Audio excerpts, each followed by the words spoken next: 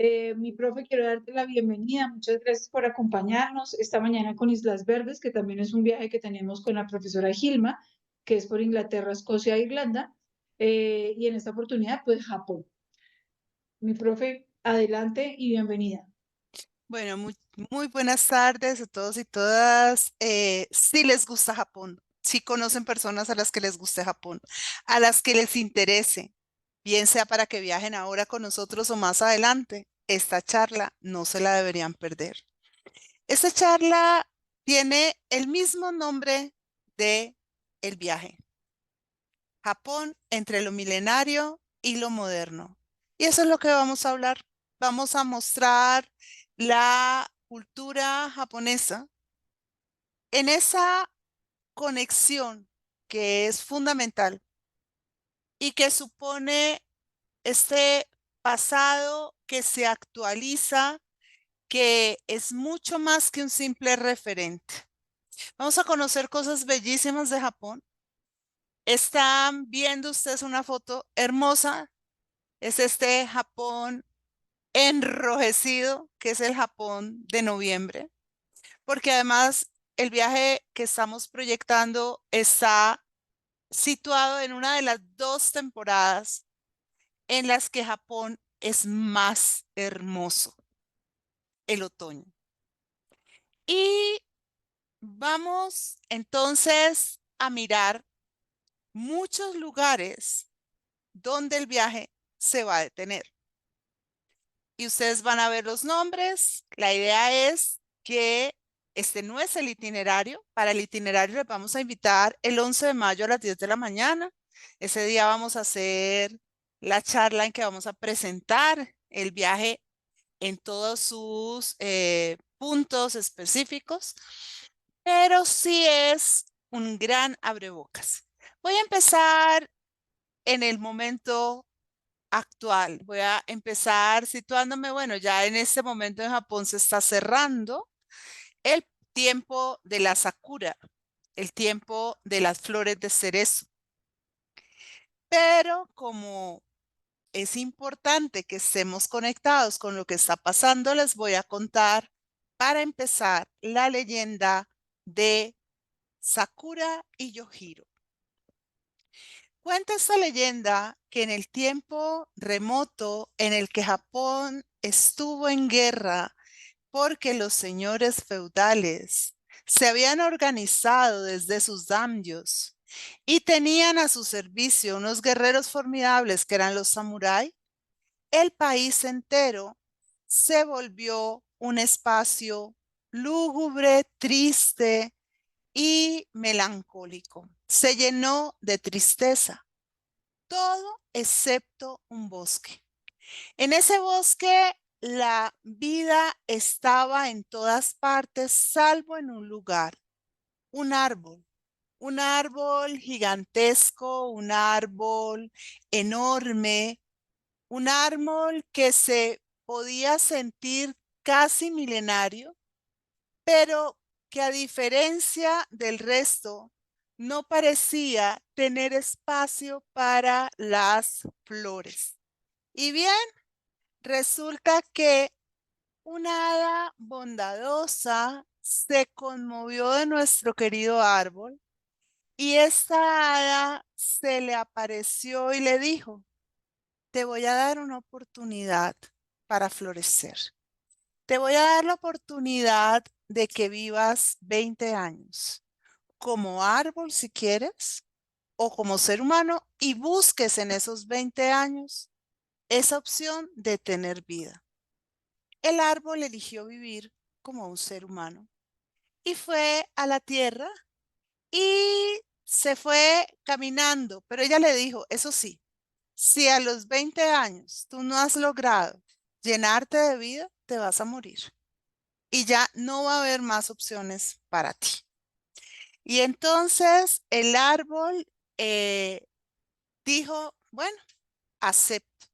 Y se fue caminando y anduvo la tierra y fue para un lado, para el otro. Ay, pero la tierra estaba demasiado desolada. Y él pues sintió esa tristeza dentro de su corazón. Ya estaba a punto de rendirse, los 20 años se iban a completar. Faltaba si acaso 12 meses, cuando estando él en medio de la pradera, vino a su encuentro Sakura. Sakura era una joven muy amable y muy bella. Y Sakura lo vio triste y lo consoló, se acercó donde él estaba y se fueron haciendo muy amigos.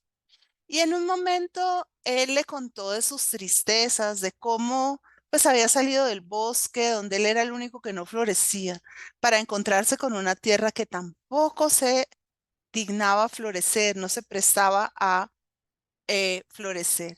Y estaban en eso cuando un día ella le preguntó, ¿cómo te llamas? Y él le dijo, yo me llamo Yohiro. Yohiro quiere decir esperanza. Él tenía la esperanza de poder encontrar la vida. Él estaba entonces en ese, perdón, un minuto, en ese proceso. Y en medio de todo esto se reunían Sakura y Yohiro y hablaban, él le contaba de las muchas historias que había escuchado, le hablaba de los libros, digamos, la llevaba hacia su corazón. Y un día Yohiro ya no pudo más y le confesó a Sakura su amor, pero también le dijo, yo te amo profundamente, pero yo voy a morir. Voy a morir porque en estos 20 años yo no he logrado ser completamente feliz. Yo no he logrado florecer. Mi tiempo ya se acortó, ya se va a acabar. Y debo volver a tomar la forma de árbol. Y en efecto, él volvió a tomar la forma de árbol y ahora era más triste que cuando el hada lo conoció.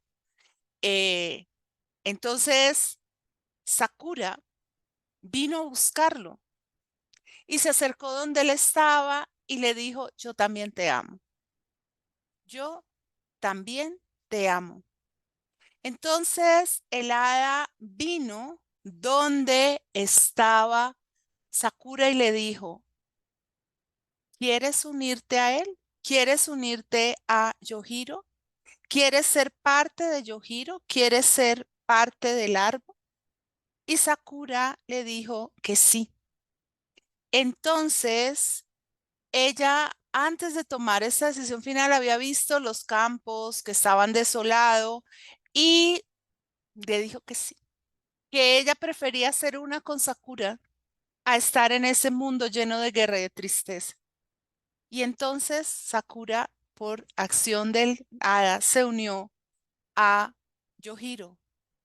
Y Sakura quiere decir la flor del cerezo. Cuando Yahura se unió a Yohiro, el cerezo floreció. Por eso los cerezos no son solamente un espacio de belleza en Japón, son la esperanza de un mundo en paz, son la esperanza de un mundo donde hay la opción, aún para un árbol viejo, el último del bosque, el que está olvidado entre todo el bosque, de volver a florecer. En esta charla yo voy a mostrar el espíritu del viaje. El viaje se llama Entre lo milenario y lo moderno. Eso es lo que voy a mostrar. Y para empezar a hablar de lo que es Japón, hay que decir que Japón tiene tres pilares fundamentales. Son su corazón, son sus raíces. El shintoísmo, el budismo que se proyecta en el zen y el confucianismo. Son tres formas o tres filosofías de vida. El primero es el Shinto, todo esto que nos mata, estos toris rojos, todas estas expresiones de los templos japoneses que son tan propias, eso es el Shinto. Y el Shinto es la reverencia por los kami. Y los kami son las fuerzas de la naturaleza. El shintoísmo no es una religión como otras religiones de la historia. Es una conexión, la conexión entre el ser humano y el entorno natural que lo rodea. Y en el shintoísmo sí hay dos formas de santuario. Uno es el Kamidana, que es el santuario doméstico que se parece al arario que tenían los italianos.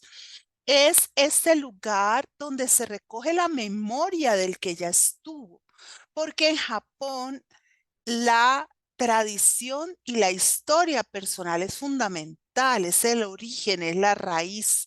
Nosotros esta mañana hablábamos de Islas Verdes y hablábamos de cómo la historia está en conexión en el Reino Unido, permanentemente te aparece. Bueno, en Japón es vivir en un eterno presente, es decir, vivir en un momento donde el pasado está actualizado permanentemente, no es algo que quedó atrás.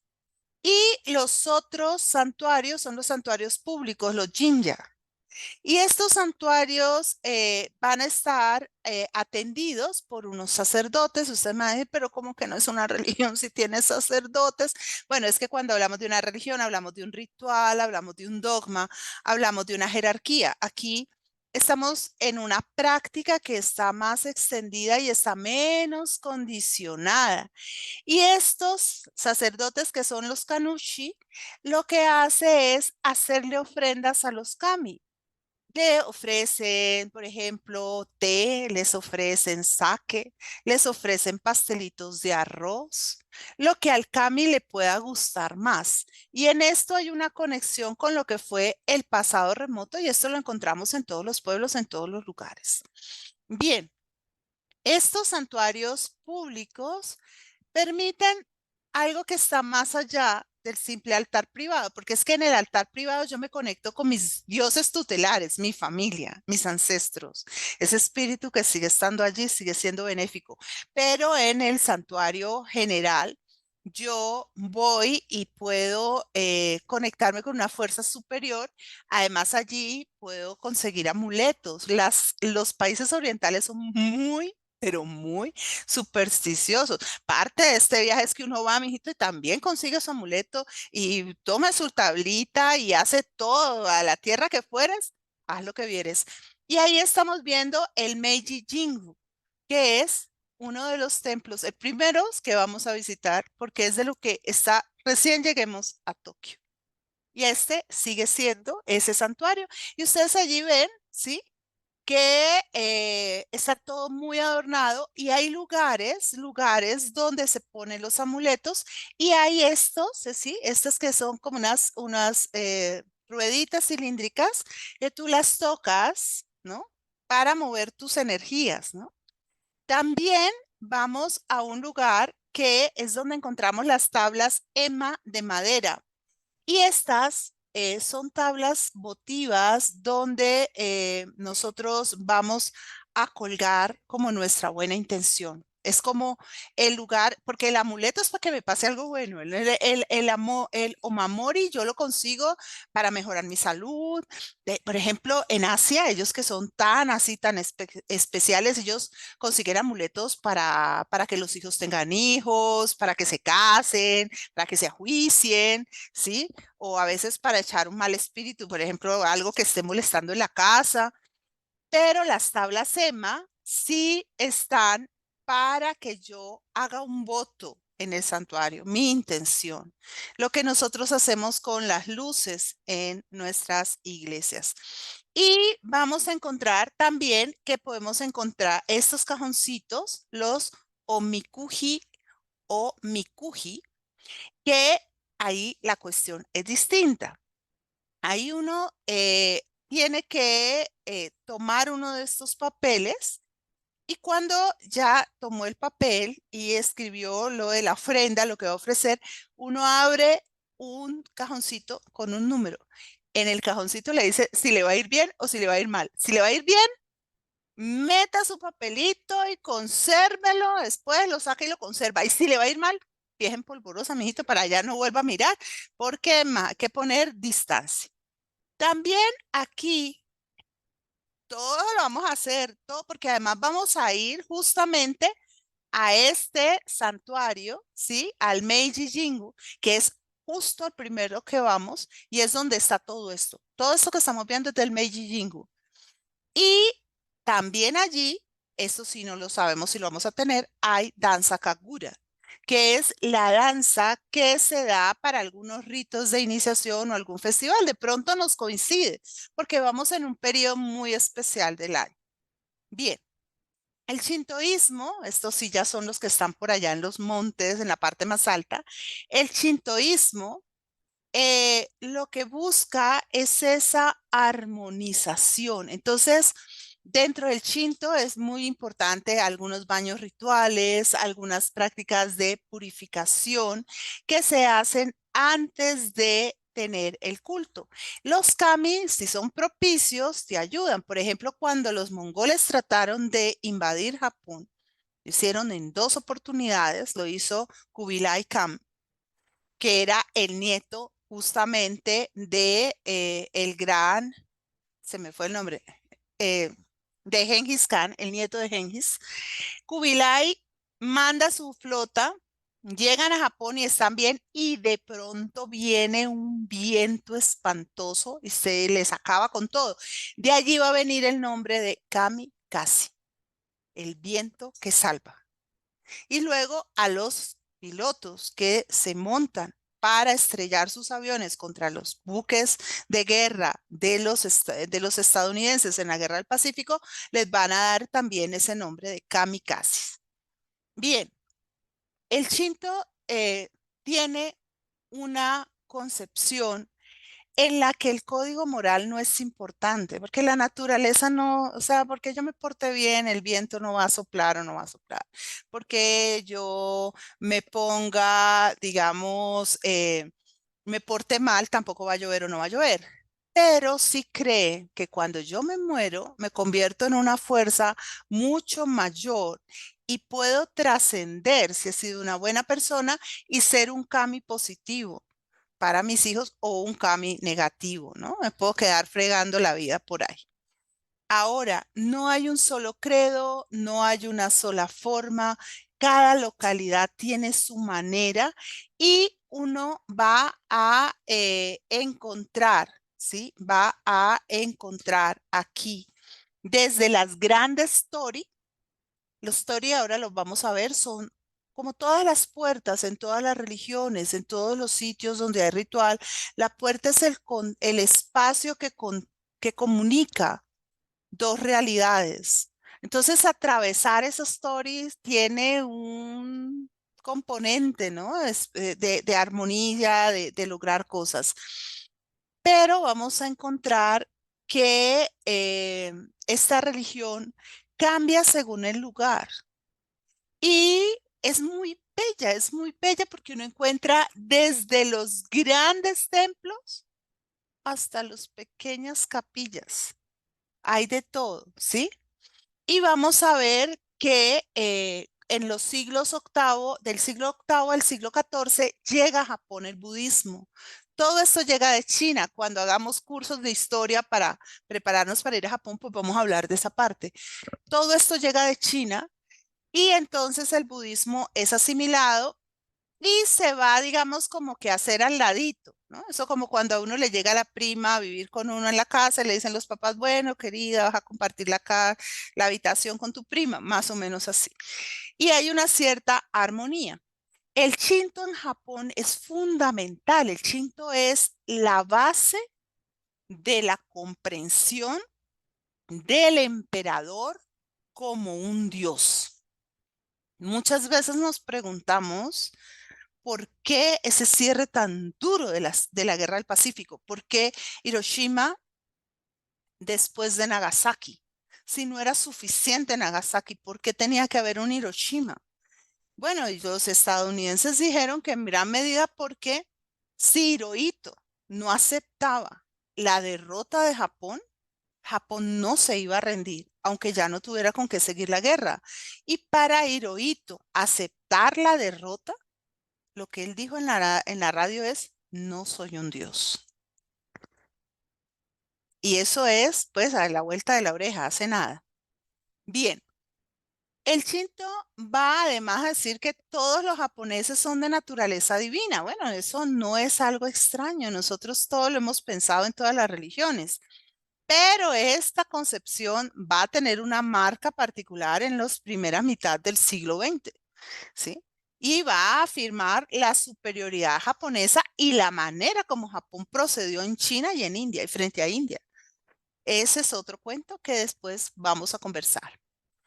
El Shinto, del que hablaremos luego más extensamente, porque esta es una charla general, nos va a traer a una forma de arquitectura que se desarrolló, a decir verdad, con la llegada del budismo, porque en el budismo estaba mucho más presente la concepción del santuario, pero se juntaron los dos y la base del Shinto es lo que hace que los santuarios de Japón sean tan distintos a otros santuarios budistas que podemos encontrar en otros lugares del mundo.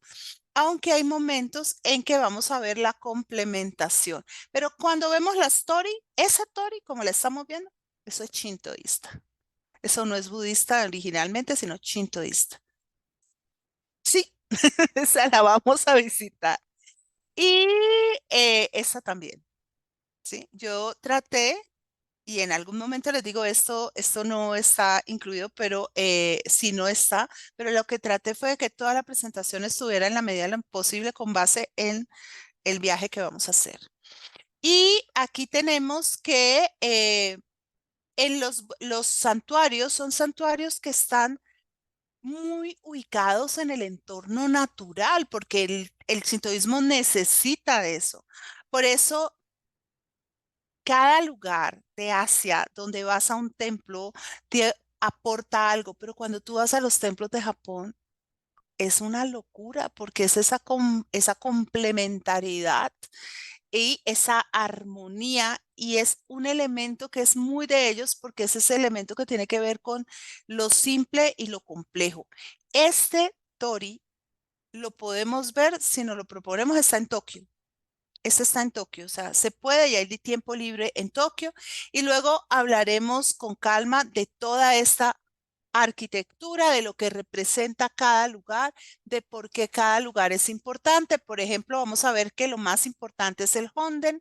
Al Honden no se puede entrar, ahí solamente entran los sacerdotes, pero hay no, perdón, al Honden sí entramos, a lo que no entramos es al Hayden, me perdona. El Hayden es la capilla, al Honden sí, en el Honden sí nos podemos reunir. Y aquí lo vemos, ¿sí? Y a ese vamos a ir. A ese vamos a ir y aquí lo vemos. Como además el budismo que va a imponerse en Japón es el budismo zen, eso le da un corte muy especial y cuando hablemos en clase vamos a hacer la diferencia entre las diferentes formas de budismo porque no es lo mismo, ¿sí? Vamos a encontrar que hoy en día hay unos sitios, como les digo, a los que nos van a dejar ir y otros sitios en los que no vamos a poder entrar, pero así estaba yo al principio, me equivoqué otra vez. Si ven que me equivoqué, qué pena. El Hayden, que es donde sí vamos a poder entrar, al Honden, al Honden o santuario, ahí es donde no vamos a poder entrar, pero al Hayden, donde están las ofrendas, sí podemos entrar. Bueno, ahí ya sabemos claro que hay uno que no entramos y el otro que sí entramos. Eso sí es lo que es absolutamente claro. Y miren que hay unos santuarios que son estos, son chiquiticos. Se va por la carretera y uno ve que son como pequeñas casitas que están puestas a los lados. Y ya teníamos que desde el siglo sexto, en el año 538, llega con toda la fuerza del mundo el budismo.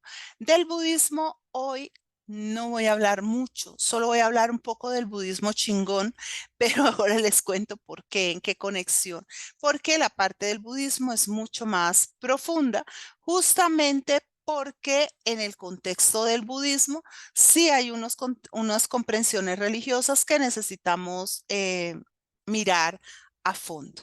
Entonces, como les digo, vamos a encontrar que hay esa complementariedad. Aquí está el templo de Ishiteji en Matsuyama, donde vemos el budismo Shingon, que es el budismo esotérico.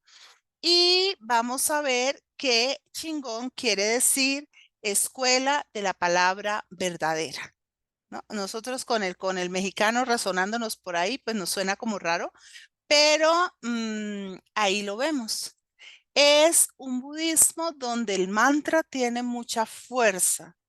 Y es un budismo donde encontramos, como en el sudeste asiático, mucho este cuento de todo lo que es el talismán, todo lo que son los, todo lo que van a ser, digamos, las ofrendas, toda la parte que tiene que ver con una mayor interacción. Bien, y ahora vamos a otro mito. Vamos a hablar del mito de la creación de Japón. Este mito de la creación de Japón es muy importante en toda la concepción de la historia de Japón y está muy en los inicios históricos y es el mito que va a darle forma a el gobierno imperial japonés, ¿sí? Y dice que al inicio el cielo y la tierra estaban juntos y solo había silencio que de repente hay un ruido, un estruendo como el del mar o el del volcán y las partículas, ¿sí? Que estaban allí flotando en ese silencio se separan. Las partículas más livianas suben al cielo en forma de luz y las partículas más densas se quedan abajo en modo de tierra, ¿sí? Son como una gran masa oscura. De esas partículas que han subido al cielo, aparece un reino que es el reino de las nubes. Y en ese reino de las nubes, que se llama Takamahara, perdón, van a aparecer los dioses que constituyen las 7 generaciones divinas. Y estos dioses tienen una característica muy interesante. Deciden que los dioses más jóvenes tienen que trabajar con sus manos y que los dioses más jóvenes tienen que arreglar el universo, darle forma al universo. Para eso les dan una gran lanza y les dicen que aprovechen esa lanza como para mover, ¿no? Para mover esa materia que está en el fondo. Y ese mover la lanza es tan importante porque tiene que ver con los movimientos de las artes marciales, con la manera en que usan las armas los samuráis, pero también con la caligrafía, ¿sí? Entonces ellos cogen y sacan la lanza como quien saca una pluma de la tinta y de esa lanza cae una gota. Y esa gota es la isla de Onogoro, es el Japón. Y estos dioses que se llamaban Izanagi e Izanami, ay, les encantó esa isla que habían creado y decidieron que ellos querían quedarse a vivir allí, querían engendrar hijos ahí. Así que ellos inventaron un rito matrimonial y a partir de ello tuvieron 2 hijos. Y ellos pues estaban ahí muy contentos, pero ellos tenían claro que ellos no se podían quedar y dejaron dejar a sus hijos allí botaditos. Dijeron que iban a dejar esos hijos allí y que esos hijos, pues sí, ellos los habían tenido, pero no eran exactamente los hijos que los papás querían. Entonces los dejaron allí en esta isla. Además, los dioses de los grandes 7, los otros 5 grandes dioses, les dijeron, háganos el favor y se devuelven porque no fue a eso a lo que los mandamos. O sea, nosotros los mandamos a crear el mundo, no los mandamos a que fueran a vivir en él. Y entonces estos dioses van a tomar el camino que es más conveniente y se van a devolver a el espacio celestial. Un segundito porque se me enredó la pasada de la diapositiva. Un segundo, ya. Exacto. Entonces, estábamos en eso y Izanagi y Izanami se volvieron pero volvieron a tener hijos. Esta vez los hijos que tuvieron fueron completamente perfectos. ¿Qué pasó aquí? Nos decimos, pues que los primeros hijos que tuvieron fueron los micos. Los segundos hijos que tuvieron fueron los japoneses. Entonces, de esa manera aparecieron los antepasados del pueblo japonés a partir de estos dos dioses. Pero ahí no termina la cosa. Bueno, ahí termina la creación de Japón y ya sabemos por qué los japoneses fueron hijos directos de los dioses. Eso ya lo sabemos. Resulta que hay otro mito que es muy importante sobre los kami y este es el mito de las insignias divinas del escudo de Japón. Japón tiene tres insignias divinas. Ya vamos a hablar sobre ellas. Los dos kamis que teníamos, Izanagi e Izanagi e Izanami, tuvieron tres hijos grandes que fueron Amaterasu, la diosa del sol, la señora de los cielos, Susanoo, el dios de los océanos, y Tsukuyomi, la diosa de la oscuridad. Resulta que los protagonistas aquí van a ser Amaterasu y Susanoo, principalmente. Una vez se enfrentaron, pelea de hermanos, Amaterasu y Susanoo se emborrachó. Y es un destrozo, mejor dicho, acabó con todo lo que pudo y con lo que no pudo también. Y Amaterasu, que nunca había visto a su hermano tan enojado, tan estruendoso, salió corriendo y se metió en una cueva y se encerró ahí. Y bueno, Susanoo ya se le pasó la borrachera, todo el cuento. Le decía que salga Amaterasu. No, que ven, no. No voy a salir y no voy a salir. Y la tierra en una oscuridad y una oscuridad y una oscuridad. Y ella que no salgo y que no salgo y que no salgo y que no salgo. Entonces, otro kami femenino de nombre Ameno Usume se fue a la cueva donde estaba Amaterasu y realizó una danza totalmente obscena y esto hizo que los dioses se rieran. Y la risa de los dioses le dio mucha curiosidad a Amaterasu porque dijo, bueno, ¿y de qué se están riendo? Yo quiero ver. Y dijeron, no, pues ya la tenemos casi que convencida. Entonces trajeron un espejo y se lo pusieron en la salida de la cueva y cuando ella salió, ella se vio. Y ese espejo hizo la reflexión de el sol, la luz del sol. Y así apareció el sol. El sol como la imagen de Amaterasu que sale del temor, de ese temor que había creado la oscuridad. Y entonces la tierra se volvió a iluminar. Cuando el nieto de Amaterasu venga a la tierra a gobernar a Japón, ella le va a dar ese espejo. Y ese espejo será parte de las insignias imperiales del Japón y a partir de allí se considerará Japón el país del Imperio del Sol naciente, ¿sí? Y por eso en la representación vamos a ver que es la bandera blanca, blanca, blanca y el círculo rojo en el centro. Lo más interesante, lo veremos cuando veamos la parte de historia, es cómo el emperador de Japón le escribe en un momento determinado al emperador de China, diciéndole una carta del emperador del sol naciente al emperador del sol en plenitud, que era el emperador de la China. Bien, y seguimos con nuestro querido Susanoo. Como Susanoo le había pegado ese susto tan terrible, ay, un minutito,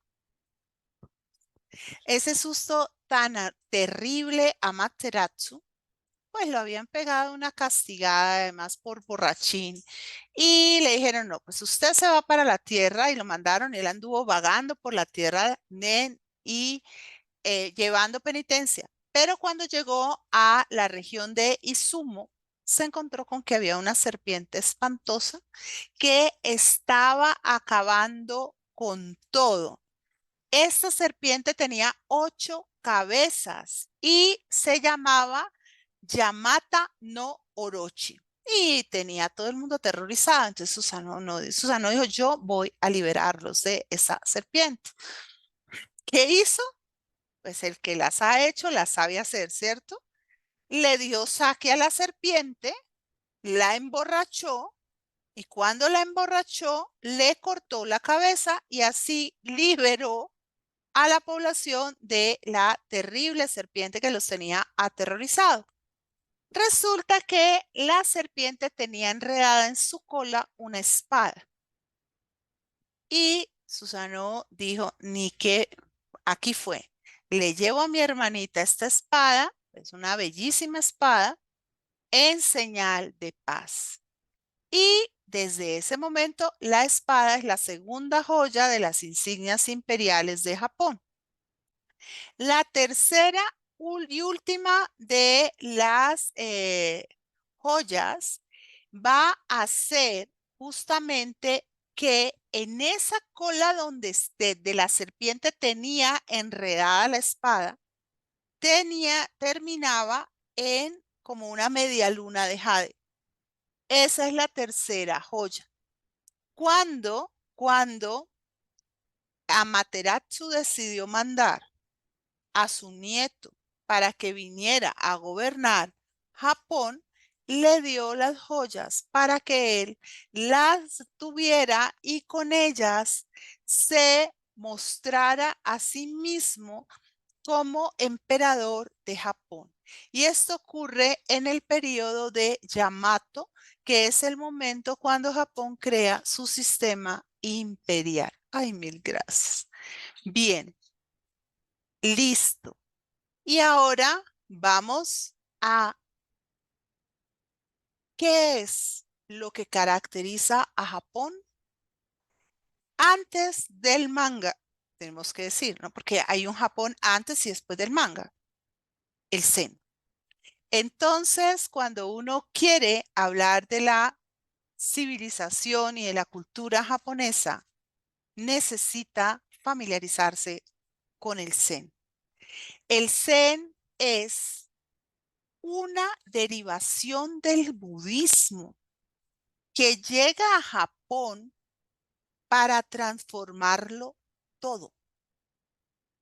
El Zen cambia digamos, la apropiación del mundo, cambia la relación con el mundo, se basa en la meditación y en la comprensión de la realidad.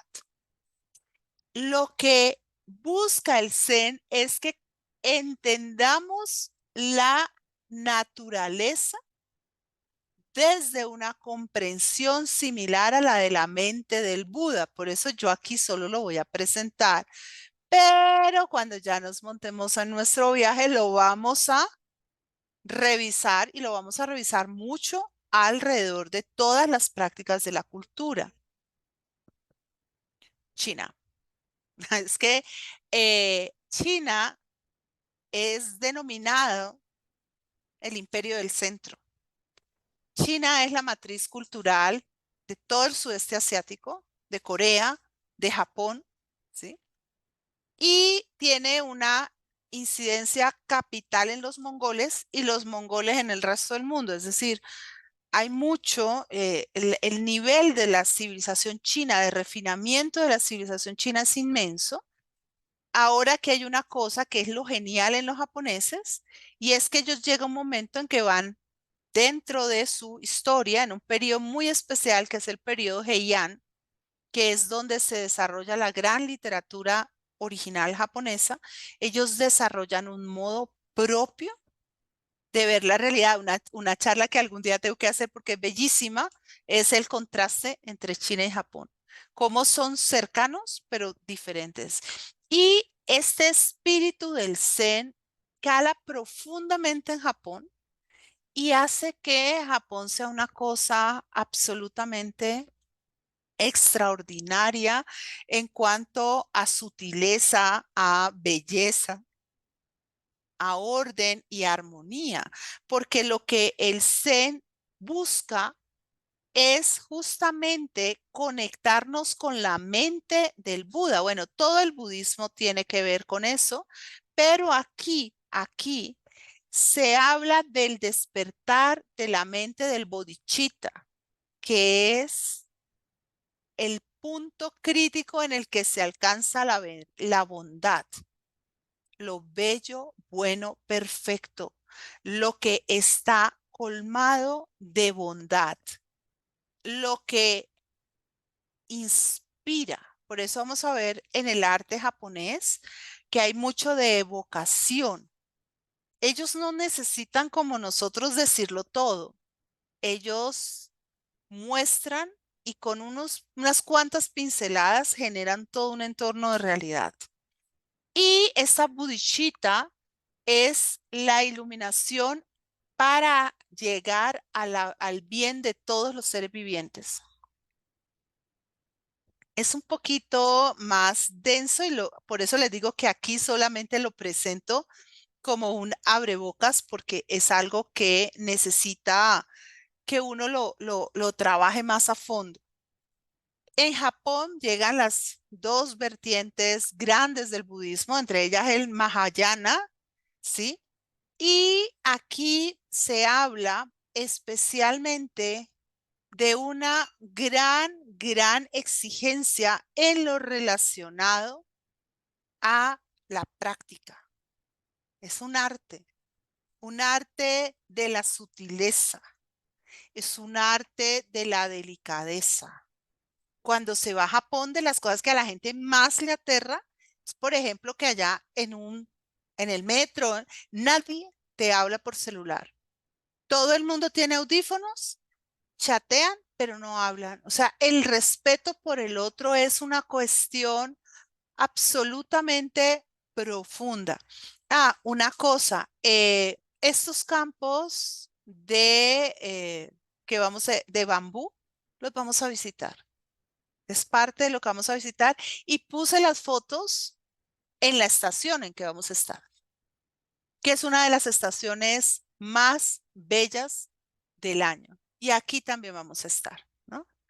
Entonces, ¿qué es lo que se va a buscar? Se va a buscar la perfección del corazón, el altruismo, el adherir a unos valores fundamentales y al mismo tiempo este sentido de lo impermanente, lo que pasa, lo que está cambiando, lo que aparece y se vuelve efímero, de pronto se esfuma. Entonces, todo esto es algo que va a estar ahí en el medio. Y hay que educar la mente para llegar a la bondad, porque realmente, digámonos la verdad, ni la bondad, ni el amor, ni la ética son sencillos. Requieren mucha formación. Lo más fácil es irse al natural, enojarse, pelear, alegar, insultar. Lo más complejo es ser capaz de contenerse y de anteponer el sentido de la bondad. Cuando vamos al bodhicitta, lo que queremos entonces es esa iluminación. Y lo más bello es que, por ejemplo, eso lo hacemos a través de prácticas como el ikebana, con el manejo de las flores, o como la ceremonia del té, con este estar en contacto con la naturaleza. Es decir, son formas muy profundas, de manera que pues nosotros no vamos a decir, no, fuimos 15, 20 días a Japón y ya volvimos transformados, pero no nos digamos mentiras que todos estos viajes son inspiradores y que a uno le dejan bastante digamos, en su corazón. Y en este caso, la idea es alcanzar la perfección en todo lo que se hace, en la cocina, en el arte, en la conversación, en todo. Aquí les muestro arreglos de Ikebana. Luego, más adelante, haremos algunas referencias más profundas al Ikebana y ustedes van a ver un adorno de Ikebana se crea cortando a una velocidad impresionante.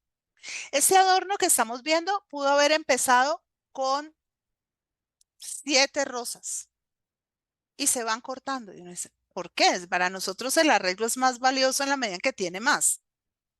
Primero por la simplicidad y segundo porque lo que el arreglo busca es evocar en nosotros algo, por ejemplo, evocar la primavera o evocar el verano. Es un recuerdo que se tiene que activar a través del arreglo y entre más simple, más complejo el arreglo. O sea, los arreglos más difíciles son los que tienen menos elementos. Y me devolví. Exacto. Para caminar esto del Zen, por ejemplo, un espacio bellísimo es el Parque de Ciervos de Nara.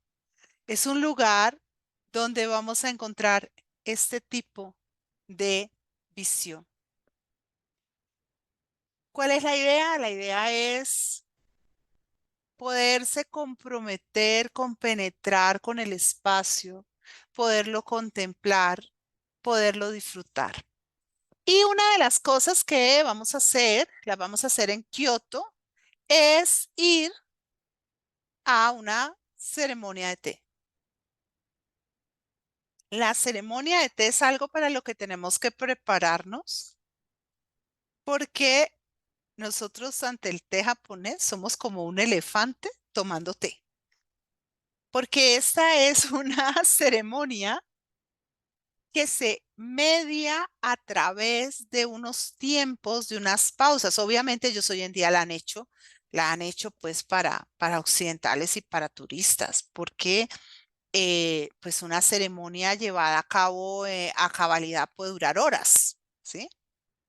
Pero la idea es que este té que llegó desde China a Japón en el año octavo, ¿sí? Inicialmente, en el siglo, perdón, el siglo octavo, inicialmente para los sacerdotes y la gente de las clases altas, se fue volviendo un camino a la iluminación. Porque, ¿cuáles son los elementos fundamentales de la ceremonia? Pues ustedes me van a decir, no, pues el matcha y bueno, y el batidor y no.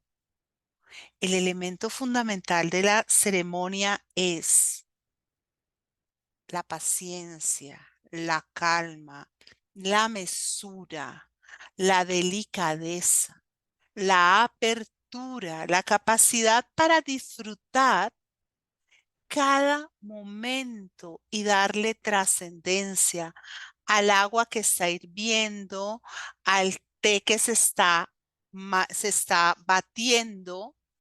Y vamos a ver que originalmente la ceremonia del té se organiza bajo el shogunato Kamakura. Hay 2 grandes shogunatos en Japón, uno es Kamakura y el otro va a ser el Tokugawa, que es el del tiempo del Japón Edo. Y lo que nosotros vamos a ver es que, claro, como todo lo bueno, todo empieza con eliminar la posibilidad de que mucha gente pueda acceder a eso. Pero poco a poco la ceremonia y el té se fue popularizando. Y vamos a ver que como el té ¿por qué vamos a tomar té en Kioto? Pues porque Kioto nos gusta. No, porque en Kioto el té en Kioto es el mejor de Japón. Es el sitio donde el té tiene la mejor calidad. Y vamos a ver que solo en el periodo Muromachi o Muromachi en 1333-1573, este consumo del té se fue volviendo popular, o sea, llegó y alcanzó a todas las otras clases sociales. Pero es que miren, hay té de verano y hay té de invierno. A nosotros nos va a tocar el de invierno. Los tazones son distintos en el té de verano y en el té de invierno. La ceremonia cambia. cambian los adornos. Vamos a ver que ahí, por ejemplo, ven un caqui, que es una fruta que se da a los invitados en medio de la ceremonia. Hay que aguardar afuera mientras te llaman y entrar sin zapatos y hacer una reverencia y sentarte de una manera. Entonces, todo eso lo vamos a ver más detenidamente después.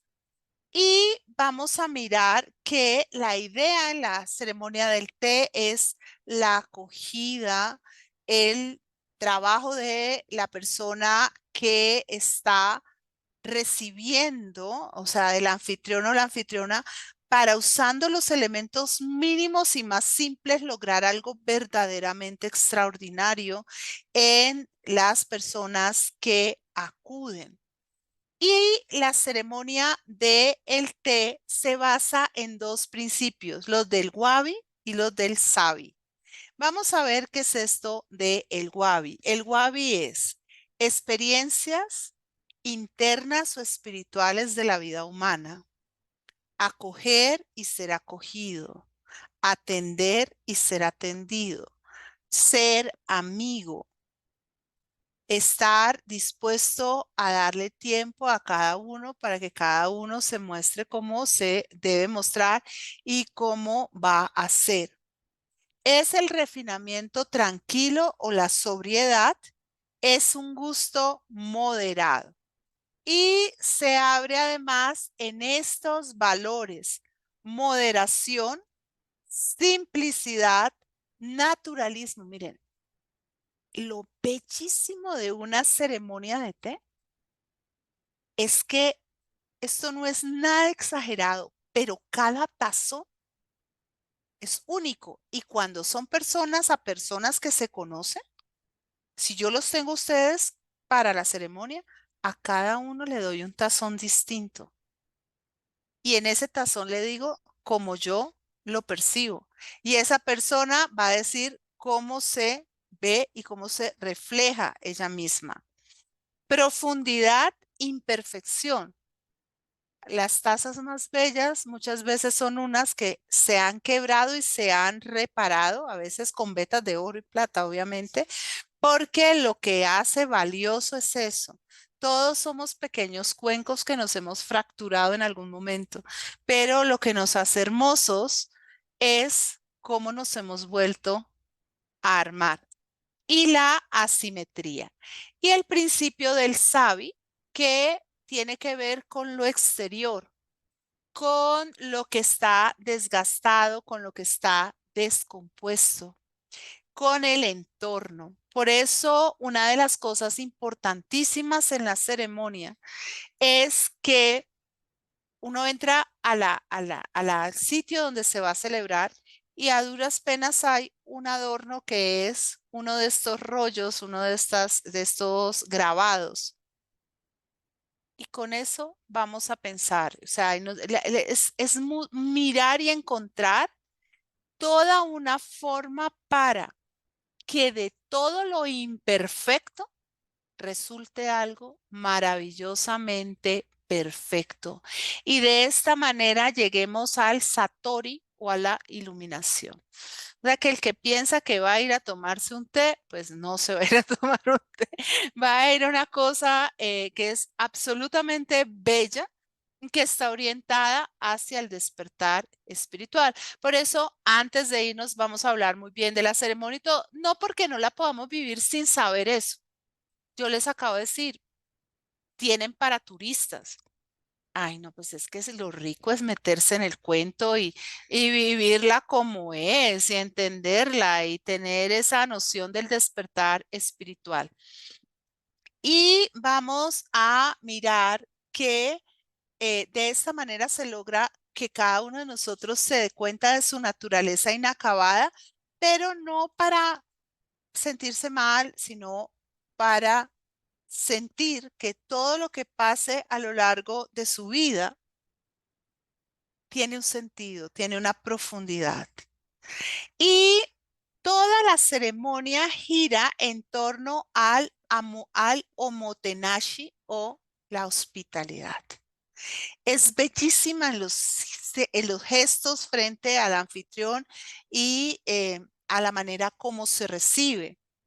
Y hay algo que es clarísimo y es que cada ceremonia es única, no se puede, cada momento es único, debe ser atesorado.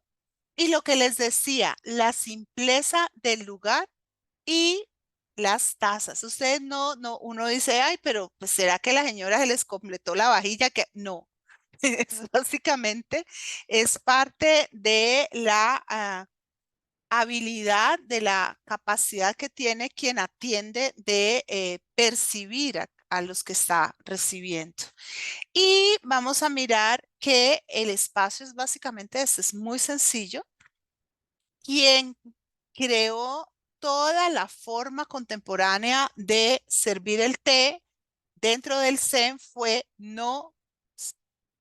Zen no Ryu, quien fue el que creó todo el espacio, considerando que tiene que combinar armonía, respeto, pureza y tranquilidad.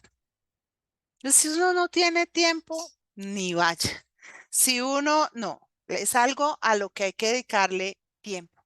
Ahora, Zen no Rikyu fue el maestro Zen de uno de los hombres más importantes de Japón en los últimos siglos, que es Toyotomi Hideyoshi. Toyotomi Hideyoshi fue uno de los unificadores de Japón. Y bueno, Toyotomi Hideyoshi se enojó con Zen no Ryu y lo hizo ajusticiar, pero esa es otra historia, después se las cuento. Y eso que tomaba té con mucha frecuencia, ¿no? Eso. Bien, ahora hablemos de uno de los elementos característicos de Japón y uno que nos va a ayudar también a hacer esta transición, porque yo les dije de lo milenario a lo moderno, y es el kimono. Los kimonos son estas prendas características de Japón. El primer momento en que Japón se acercó a algo parecido a un kimono fue en el periodo Nara, que es del 710 a 794. Y adivinen de dónde vinieron las ideas. Pues ya, de China. Y no de cualquier momento de China, de la China Tang, que es una de las grandes emporios civilizatorios y culturales chinos. En ese momento, las mujeres de la corte en Japón usaban una túnica que era el tarikubi, ¿sí? Muy parecido al kimono moderno, que es el que están viendo ustedes aquí. Y empezaron a ponerse túnica sobre túnica, ¿no? Luego vamos a tener que dentro de este propósito de crearse el kimono, llega un periodo que les hablaba hace un rato, es un periodo de la historia de Japón que es, como dice uno, pero qué locura, qué belleza. Es el periodo en que se escribe la primera gran novela de Japón. ¿Cómo es que se llama? Se me acabó de ir. Bueno, ahorita me acuerdo. Y tenemos que en este momento los kimonos aparecen con el corte de línea recta. Y las mujeres decidieron ponerse capa sobre capa. Este es un kimono heian. Obviamente lo puede usar. Hace poco lo usaba, creo que es ella la princesa de Japón, ¿no? Es una belleza. Y a la gente del común de a pie le prohibieron usar el kimono porque en las sociedades tradicionales la forma de vestirse es una manera característica del lugar social que se ocupa. Más adelante, en el periodo Kamakura, va a aparecer, que es entre 1185 y 1333, esa es la época de oro de los samuráis. Esa es la época en que los samuráis son las estrellas del partido. Y ella en este momento se simplificó el kimono. Pero las señoritas y las hijas de los samuráis, las esposas de los samuráis, decidieron hacer esto, simplificarlo, pero volverlo absolutamente delicioso en términos de su elegancia, ¿sí?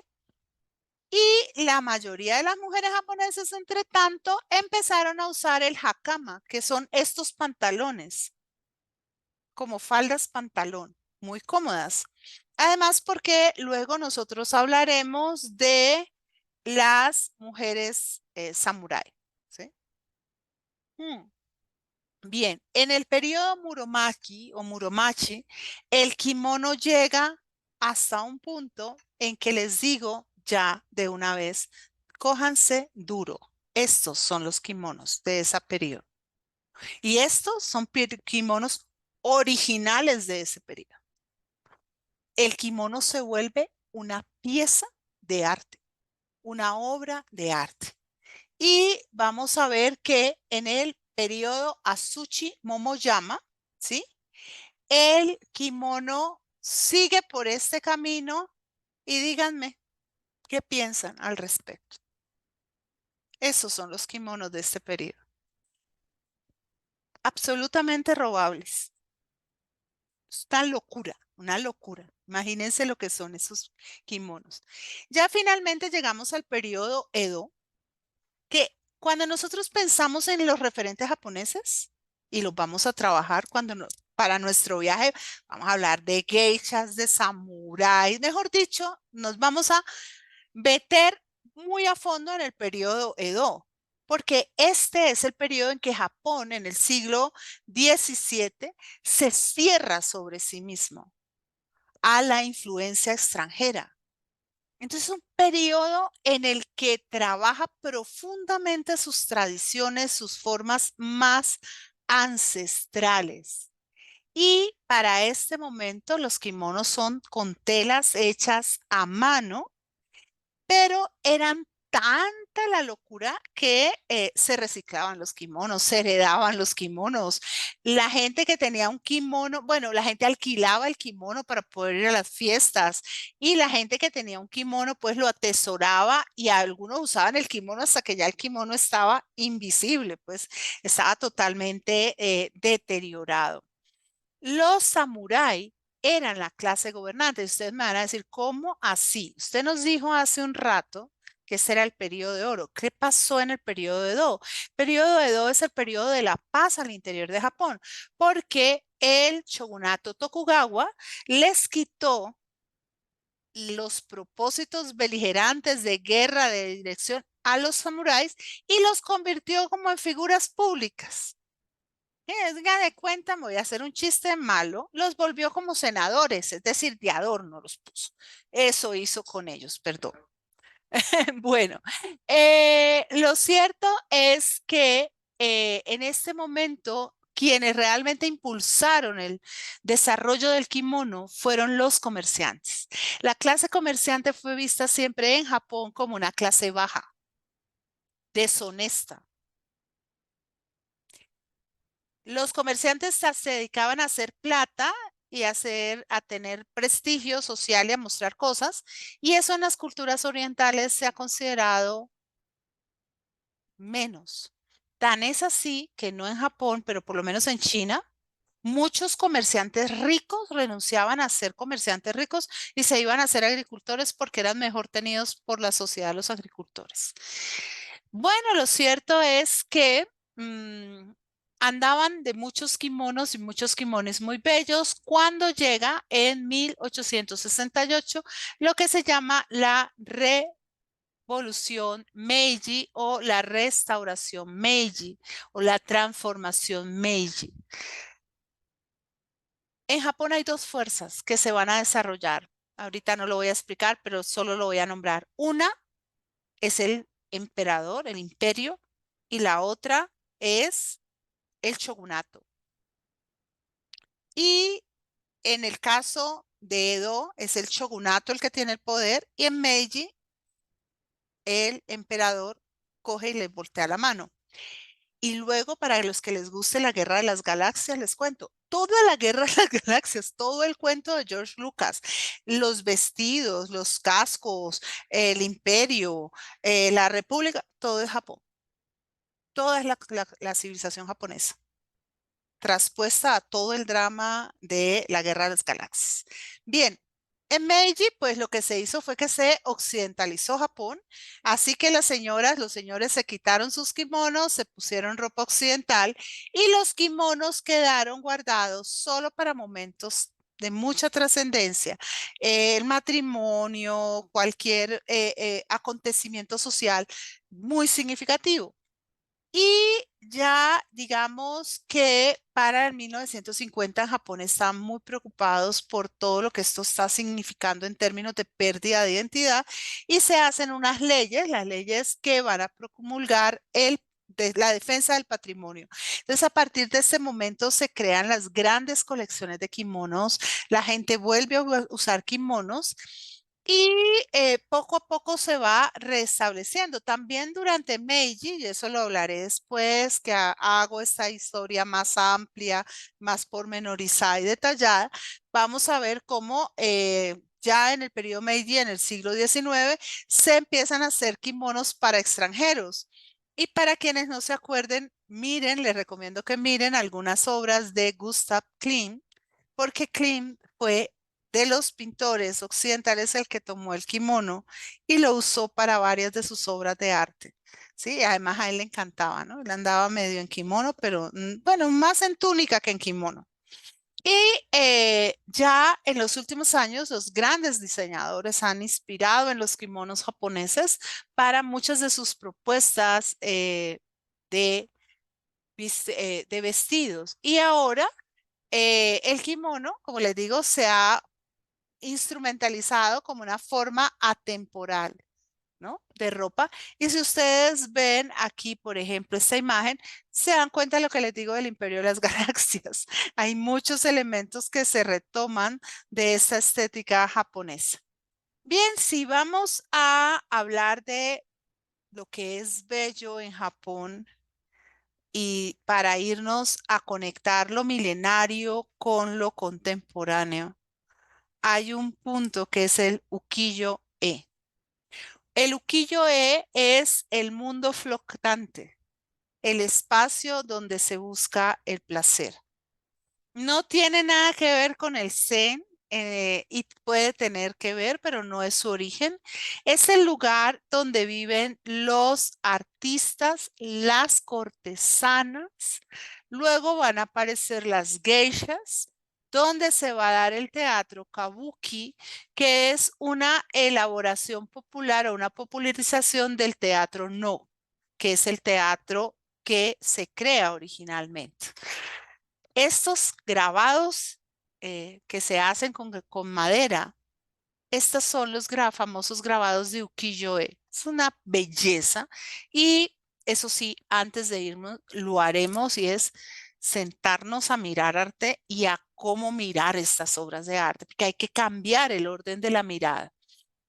Y vamos a ver que ukiyo-e se generó fundamentalmente en Tokio.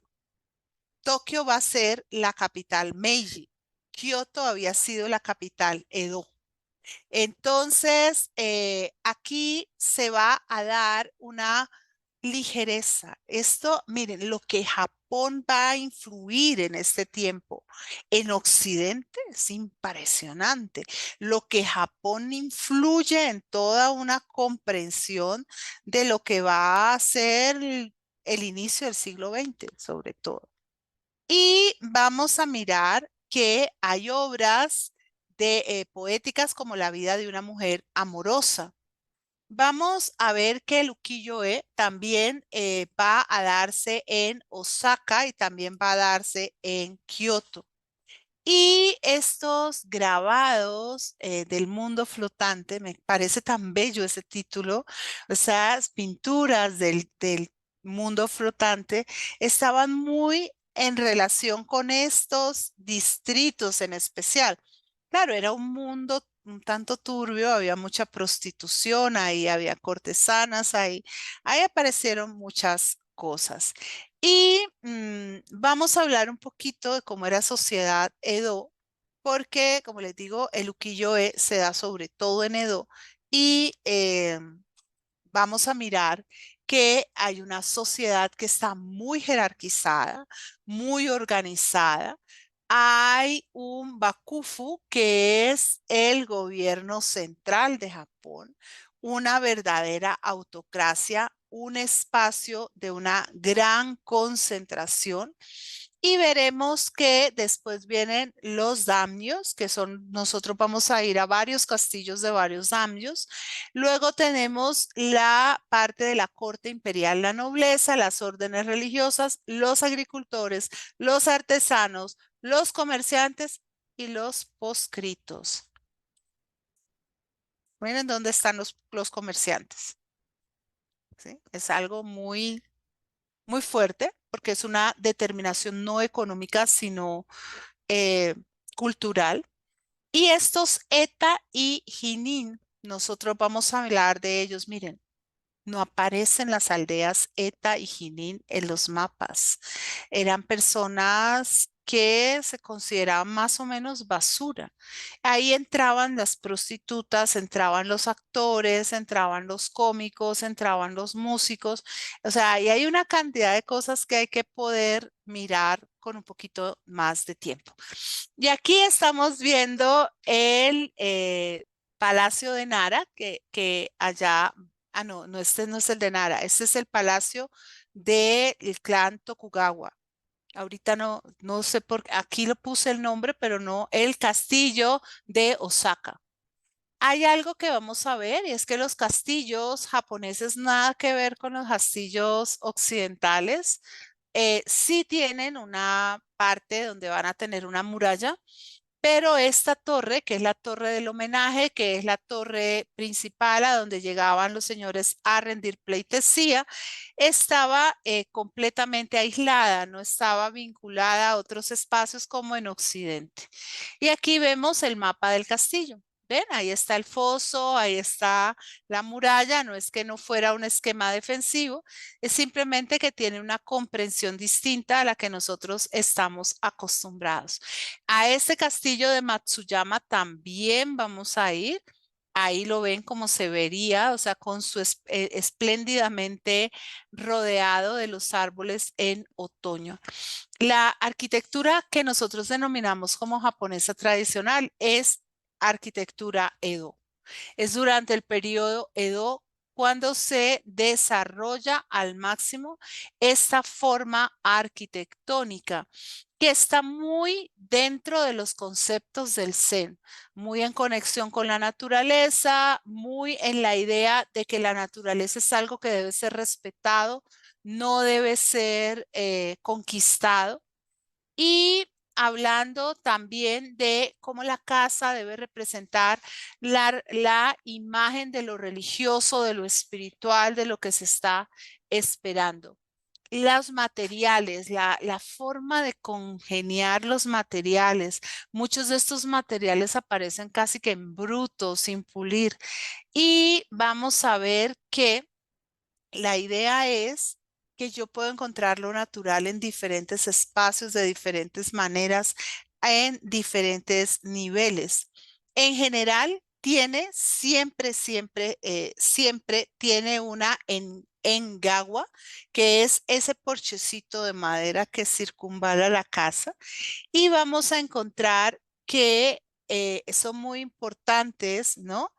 La idea de que estén los Fusuma, estos paneles, algunos con papeles translúcidos, para separar los espacios. La idea de que fueran estos Fusuma básicamente translúcidos está vinculada con la concepción de que la vida debe ser una vida moral. Se tiene que usted puede ver a través de eso, entonces usted puede saber cómo se está viviendo, después lo desarrollaremos también más, tiene sus jardines interiores, es una arquitectura de un gran equilibrio. Y ukiyo-e también es el nombre que se le da a los grabados que se hacen fundamentalmente en estas láminas con láminas de madera a varias tintas. En el periodo Edo, este tipo de grabado se perfecciona y se populariza. Aparece en todos los espacios, en los periódicos, en los libros escolares y se vuelve, digamos, muy importante como una difusión de los rostros de quienes eran famosos, cortesanas, actores de kabuki, geishas. Ya no solamente muestran el elemento paisajístico, sino que hacen unas relaciones en cuanto a la forma de este mundo vaporoso, ¿no? De este mundo que, ¿ah? Que está, de este mundo flotante. Y vamos a encontrar que en este periodo se presentan varios de los más grandes pintores japoneses. El arte japonés tiene una característica impresionante y es que tiene autores, o sea, pintores registrados desde muy temprano. Y es de las formas de arte más bellas que uno pueda encontrar. Este grabado que se llama La Gran Ola de Kanagawa, es el grabado por antonomasia de Japón. Es la obra de arte de este periodo más importante.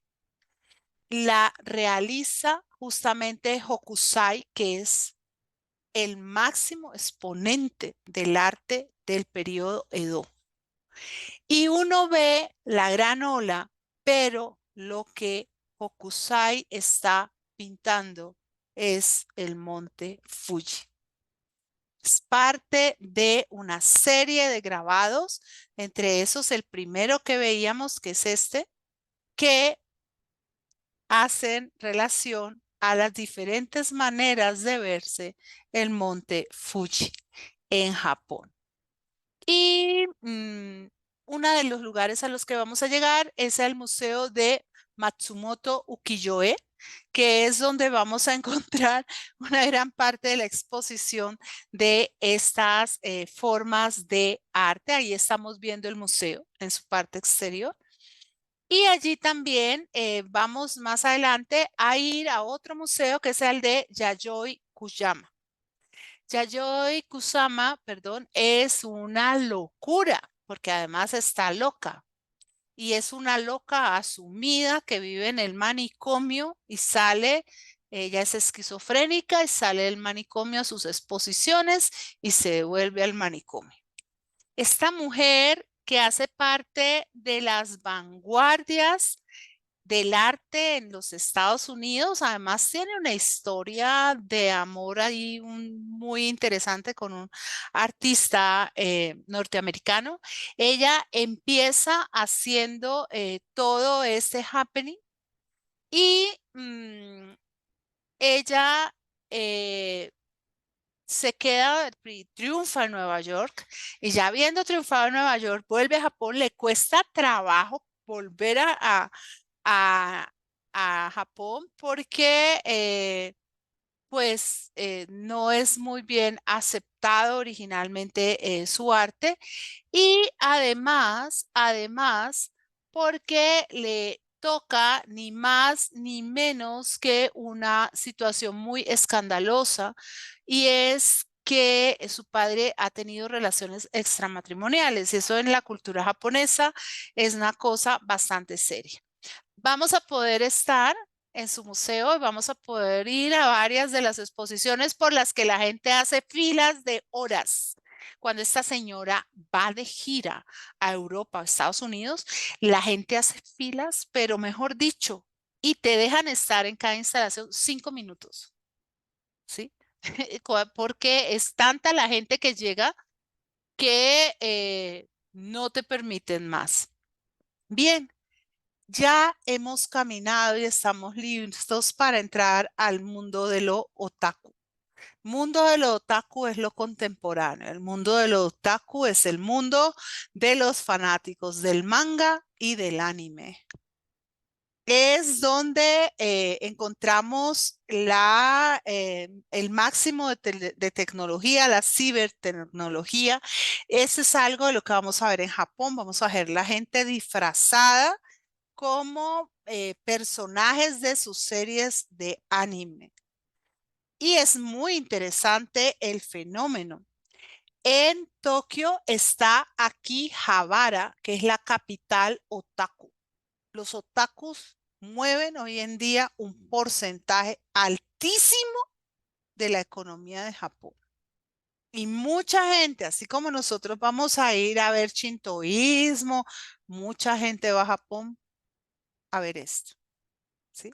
Es lo que más les interesa, ¿sí? Porque además, y eso se lo voy a mostrar también más adelante, el otaku no es una cosa que esté desglosada, o sea, separada de la historia de Japón.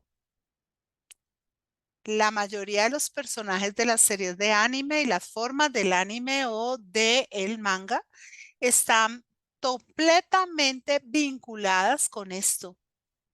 Uno, aquí justamente podemos ir a estas tiendas que son las memorabilia para otakus. Ahí se encuentra de todo. Todo lo que es la serie de Naruto, de Dragon Ball, mejor dicho, todo. Y les cuento y les lanzo el reto que uno va y se entusiasma también. Y no debería dejar totalmente de lado mirarlo. ¿Qué es lo que está pasando ahora? También vale la pena que cuando vayamos y lo veamos, lo conversemos. ¿Qué está pasando? ¿Por qué tanta gente joven está en este cuento de los otakus? ¿Sí? Hay parques de juegos, hay sitios donde están los mejores juegos para todas las edades, en todas las formas, en todos los tamaños. ¿Sí? Con toda clase de diversiones. Entonces están las tirolesas, están las estatuas gigantes de la serie de Naruto.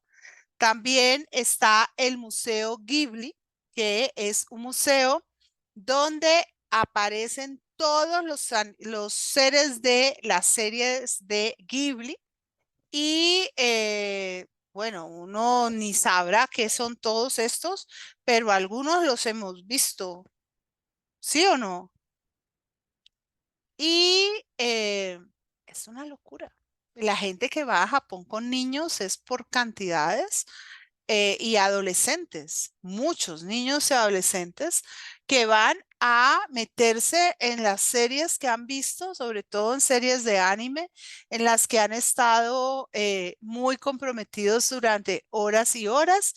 Y pues nosotros también tenemos nuestro Hello Kitty, qué pena, pero también tenemos nuestro Hello Kitty. Ahora, vamos a encontrar que en Japón es muy fácil encontrar este tipo de hoteles, trenes, todo, o sea, te sientes en otro universo y encuentras entonces una sociedad donde las formas más antiguas se han actualizado y encuentras como muchos de esos trazos fantásticos de ukiyo-e te aparecen en el manga y también te aparecen en el anime. Y podemos despedir esta charla y podemos vernos en Japón, ¿por qué no? Tomándonos un café en Tokio a modo Pokémon. Lleven sus pokebolas.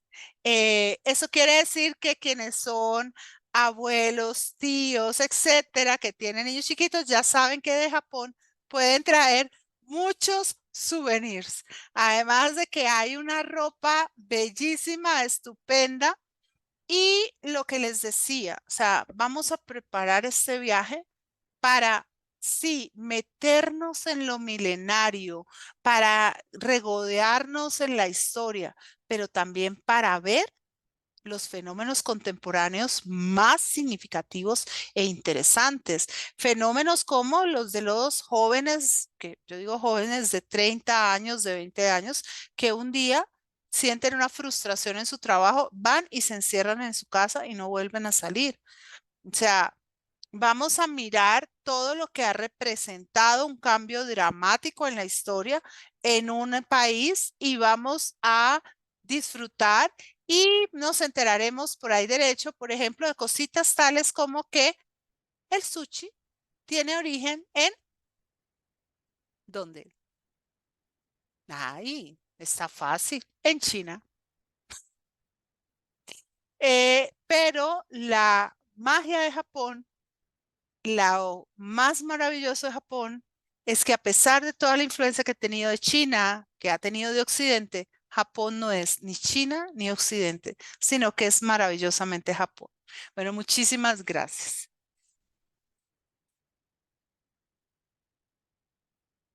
¿Mm?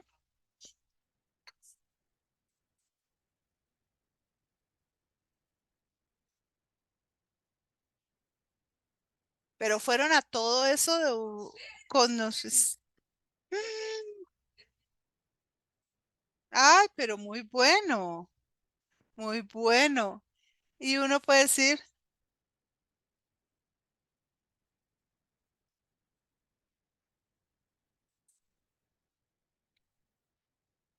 bueno, vamos a ver, no veo a Sandrita por allí. Voy a ver exactamente. Mientras tanto, voy a mirar a ver si está por aquí Sandrita para que nos acompañe a despedir.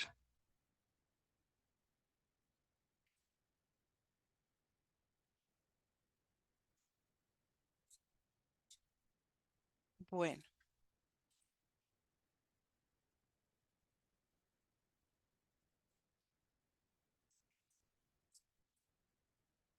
está en otoño, es noviembre.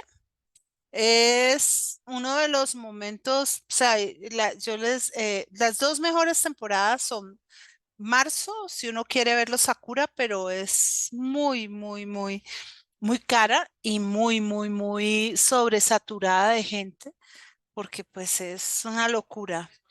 Y se pone más caro y bueno, y es muy corta, ¿no? O sea, es más corta, pero nos vamos en noviembre, que es otoño, que es el Japón rojo. El Japón en rojo y en amarillo, que es una etapa que se considera que es una de las mejores, es saliendo 11, a finales a mediados de noviembre y regresando el 11 de diciembre. Ujú. Sí, señora. Bueno, yo les voy despidiendo, no veo a Sandrita por acá. Debe haberse ocupado. En todo caso, les recuerdo que el 11 de mayo a las 10 de la mañana vamos a tener la charla de destino. Entonces, ese ya es contar el viaje paso por paso, momento a momento, todo el itinerario. Sí, señor. Ya ese es con la contada del itinerario. Eh, Voy a mirar que no sé qué pasó. Listo, profe. Listo, ya. Ahora, ¿qué le pasó esto acá? Aló. Listo, mi Listo, mi Sandrita. Sandrita. Listo, profe. Pues como siempre, muchísimas gracias por esta charla tan maravillosa y a ustedes que nos acompañaron. Como les dije al inicio, esta no es la charla del día a día del programa, que es del 22 de noviembre al 11 de diciembre. Esa charla la vamos a tener el próximo sábado 11 de mayo a las 10 de la mañana. Ya les estaremos enviando el link para que se unan a la charla del itinerario. Pero pues bueno, aquí la profesora nos regaló hoy pues esta charla cultural, ¿no? Ya para que ustedes se vayan adentrando a lo que sería el viaje. Si alguien, por favor, aquí de los que están conectados, necesita que les enviemos el itinerario. Yo les había enviado aquí un mensajito, con mucho gusto dejen su correo electrónico, número de celular, o también pues se pueden comunicar con con sus ejecutivos comerciales para que les envíen el programa. Es un viaje muy, muy bonito, como les digo, 22 de noviembre al 11 de diciembre. Va acompañado por la profesora Gilma Betancourt. Vamos a tener otras charlas sobre el tema. Entonces, pues nada, anímese. Sí, lo que pasa es que el del 1 de noviembre al 20 de noviembre, el cupo está lleno desde enero. Por eso tuvimos que abrir un segundo grupo. Entonces, esta charla que vamos a tener del 11 de mayo es para el grupo número 2. Aquí pues hay personas que están en el grupo 1, que las quisimos invitar también para que participaran de esta charla que pues es cultural, ¿vale? Entonces, pues nada, pues muchísimas gracias por acompañarnos. Nos vemos el 11 de mayo y el que quiera tener el itinerario de viaje del grupo número 2, que aquí hay una confusión, hay un viaje del 1 de noviembre al 20 y el otro arranca 22 de noviembre al 11 de diciembre. Entonces, pues nada, muchísimas gracias por acompañarnos y mi profe, como siempre, mil y mil gracias por esta charla.